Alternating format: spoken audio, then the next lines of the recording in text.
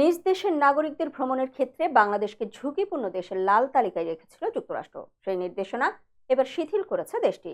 তবে পার্বত্য চট্টগ্রাম এলাকায় ভ্রমণ নিয়ে নিষেধাজ্ঞা দিয়েছে ওয়াশিংটন। স্থানীয় সময় বুধবার যুক্তরাষ্ট্রের পররাষ্ট্র দফতরের ওয়েবসাইটে এ সংক্রান্ত নির্দেশনা দেওয়া হয়।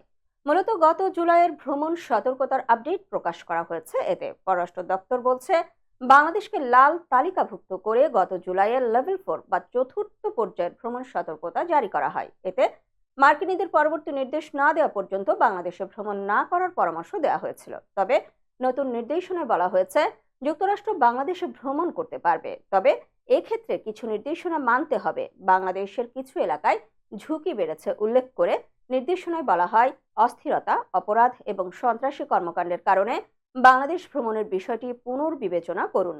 বিক্ষোভ এবং রাজনৈতিক সমাবেশ এড়িয়ে চলুন। শান্তিপূর্ণ বিক্ষোভ সহিংসতায় রূপ নিতে পারে। ব্রেকিং ইভেন্টগুলোর জন্য স্থানীয় গণমাধ্যমে নজর রাখুন।